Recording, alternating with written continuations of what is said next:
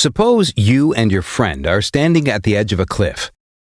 Your friend drops a stone straight down, and with great speed, you throw a similar stone horizontally.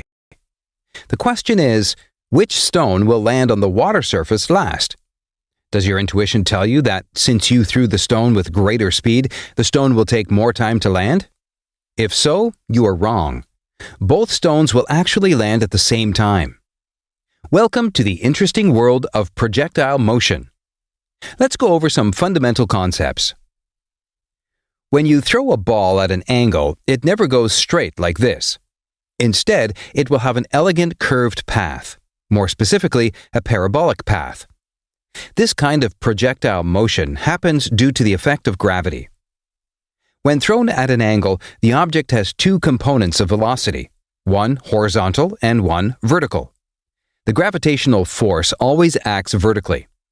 When a force acts on a moving object vertically, the horizontal component of velocity never changes.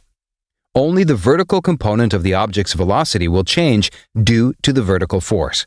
Therefore, the initial horizontal component of velocity you have given will also not change throughout the motion of the object.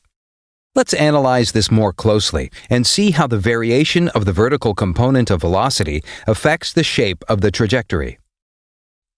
The horizontal and vertical distance traveled by the object for a small time interval is shown here. Its complete motion will be as shown. Since the horizontal component of velocity does not change with time, with an equal time interval, the ball will travel the same distance horizontally. However, the vertical component of velocity has been reduced due to the effect of gravity. Thus, the distance traveled vertically in this time interval will be lesser. Just continue this logic for a few more intervals. You can clearly see the object is taking a curved path. As the vertical velocity keeps on decreasing as the ball travels up, the point where the vertical velocity becomes zero will be the maximum height it can achieve. After this point, the vertical velocity will become negative, and the object will start its descent. During the descent, the gravitational force and velocity are in the same direction, so the vertical velocity will keep increasing. This will be the final shape traced by the ball. The shape of this trajectory is known as a parabola. Here's an interesting thought experiment. This cannon is ejecting a ball perfectly vertically. The ball will come back to its initial position, or zero movement, in the horizontal direction. Now, let's reduce the angle and eject it with the same speed. Now, the ball can travel horizontally. With a little more angle reduction, the range increases further. When the cannon's angle is down to 45 degrees, the range becomes even higher. However, if you increase the angle after 45 degrees, the outcome is different. The range actually decreases. The maximum range is at an angle of 45 degrees. Before and after that, the range decreases. Can you guess the reason behind this? The range of the ball is multiplication of the initial horizontal velocity you have given multiplied by the time duration it stays in the air. The time the ball spends in the air decreases as you decrease the angle.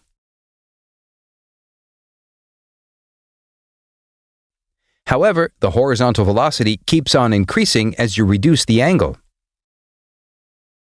Multiplication of two numbers will be maximum when both the factors have a good value. In this case, the time the ball spent in the air and horizontal velocity has a good value at the angle of 45 degrees. This is why you get maximum range when you throw the ball at 45 degrees. With this understanding of projectile motion, it becomes quite easy to solve the question we posed at the beginning of the video. The time it takes for the stone to hit the ground depends only on its vertical velocity. Even if you have given a high horizontal velocity to your stone, its vertical component is zero. This means both the stones have the same vertical component of velocity at the beginning, zero. This velocity will increase over time due to the effect of gravity, but with the same magnitude. This means the vertical component of velocity of both stones is the same throughout their travel. Therefore, both will hit the ground at the same time. Pretty interesting, right? The greater speed you have given to the stone has no effect at all on its travel time because you threw the stone perfectly horizontally. Thank you for watching. We hope you enjoyed the video. See you next time.